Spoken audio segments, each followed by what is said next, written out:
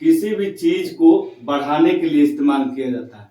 यानी अपने शरीर में अगर कोई चीज घट गया है, कार्य करने की क्षमता घट गया है, ब्लड घट गया है, या कुछ भी ऐसे चीज ऐसे डिजीज है जिसका कार्य घट गया है, तो उसको बढ़ाने के लिए आरी का इस्तेमाल किया जाता है।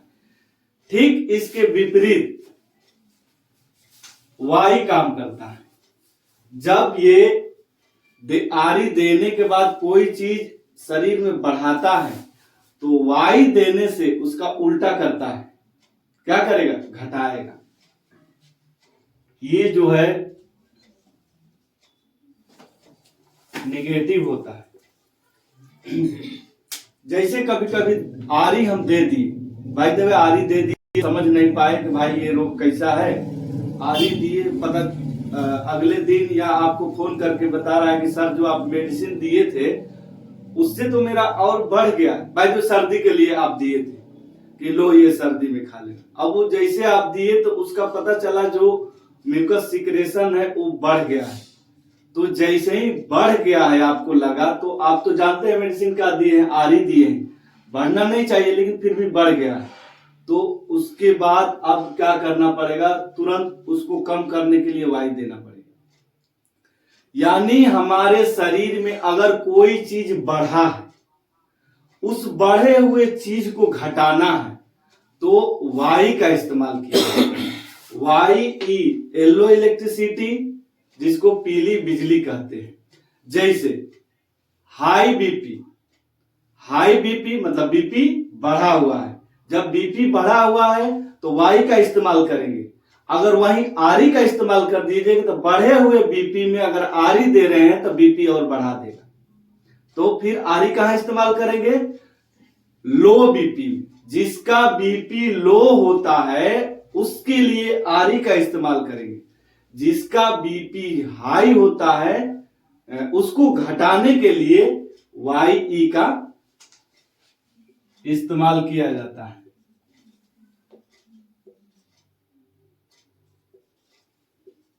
पहला नंबर लो बीपी में। दूसरा नंबर देखते हैं, कोई कोई ऐसा व्यक्ति होता है जो बहुत सोचता है और इतना सोचता है कि सोचते सोचते उसको नींद भी नहीं आती है। अगर वो ज्यादा थिंकिंग करता हो, उस थिंकिंग के वजह से उसको नींद की प्रॉब्लम आ रही है, तो फिर वहां पर भी आपको वाई का इस्तेमाल किया जाएगा।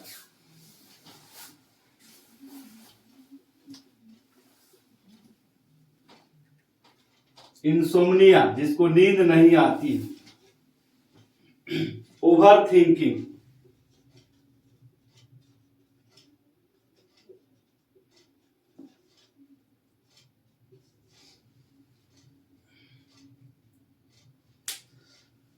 जब हमारे शरीर से कहीं से भी, चाहे म्यूकस मेम्ब्रेन कहीं से भी निकल रहा हो, पस के रूप में अगर ज्यादा निकल रहा हो, जैसे हम सर्दी की बात करते हैं कि अक्सर नोज से ज्यादा निकलता है किसी किसी को, वहां पर जब वो ज्यादा निकलेगा तो फिर वाई का इस्तेमाल किया जाता है।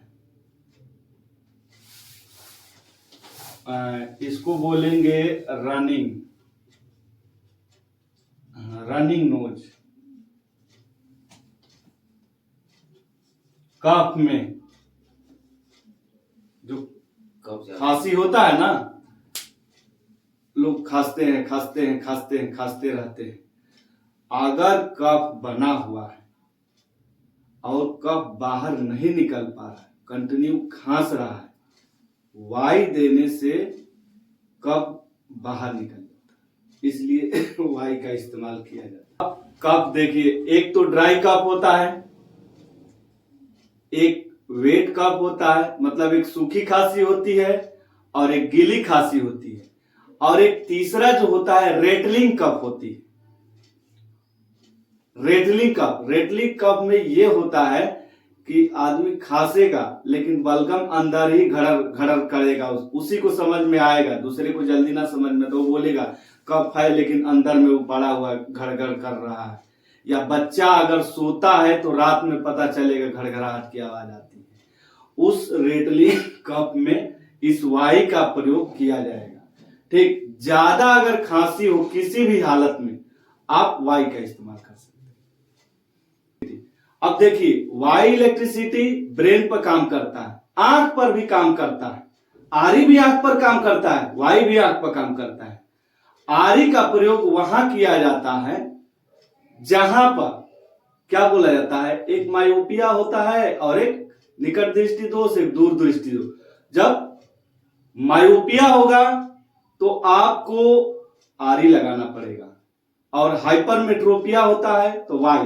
तो कहने का मतलब उसमें भी घाटा बढ़ा है, तो वहां देख करके आरी। इसीलिए मैं बोला फिजियोलॉजी जानना पड़ेगा। फिजियोलॉजी, अब यहां तो हम मेडिसिन अभी बता रहे हैं, फिजियोलॉजी होगा आप पकड़ लीजिएगा कि नहीं यहां पर ये चलेगा। आगे हम नोज पर बता ही दिए, रनिंग नोज में, रनिंग नोज में दोनों काम करेगा। किस कहां पर लगाना है, वाई जब भी रहेगा आपको या तो रिलैक्स कराएगा या फिर कम कर देगा। तो कम करने का मतलब ये मत समझ लीजिएगा, कम करने का भी एक शक्ति है।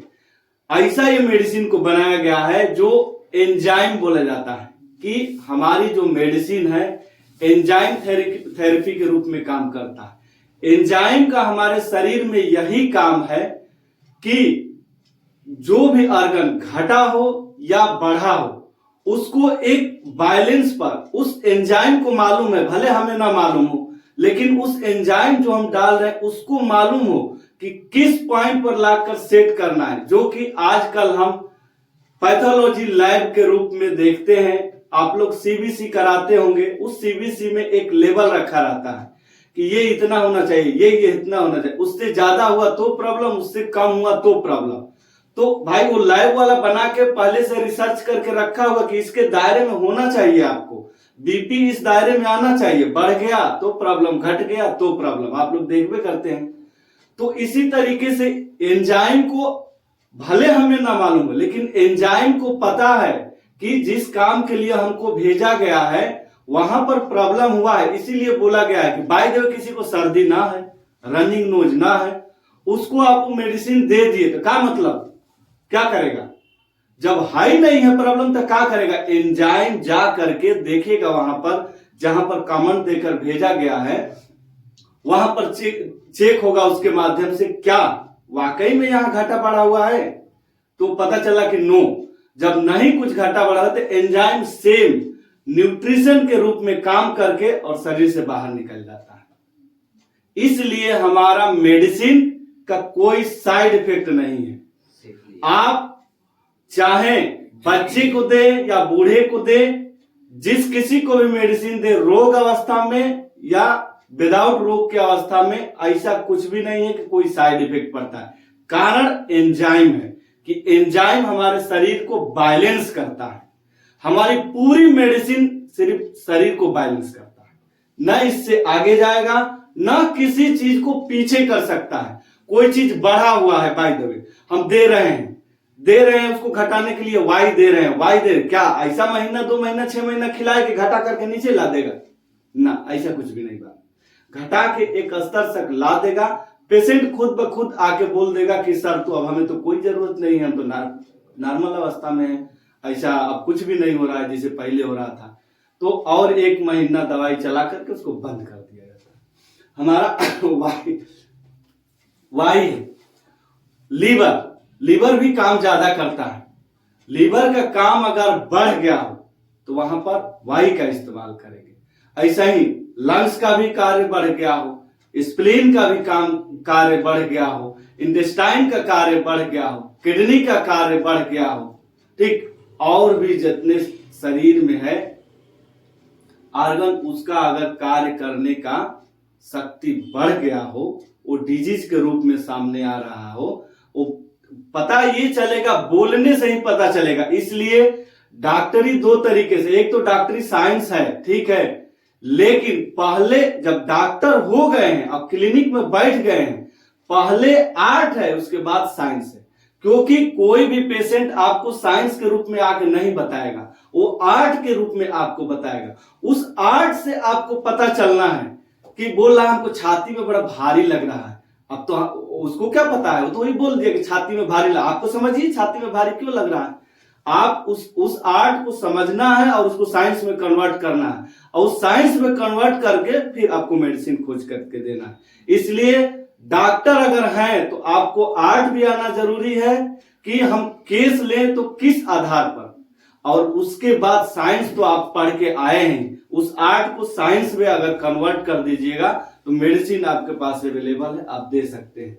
तो वाई जो है पूरे शरीर में हर जगह काम करता है, सेल से लगाए सिस्टम तक, पूरा बॉडी के ऑर्गन तक काम करता है। सिर्फ एक मूल चीज याद रखना है इसका कि अगर कोई भी चीज बढ़ा हो शरीर में, उसको घटाने के लिए वाई का इस्तेमाल किया जाता है। कुछ डिजीज का हम उदाहरण दिए हैं, अब पूरा का तो पूरा हम दे नहीं सकते हैं, बोलने का बोल सकते हैं, लिखने में वो लिखते ही रह जाते हैं। तो पूरा यहां से पूरे शरीर तक जो भी आपको ऑर्गन लग रहा है कि बढ़ा हुआ है, घटाने की वाई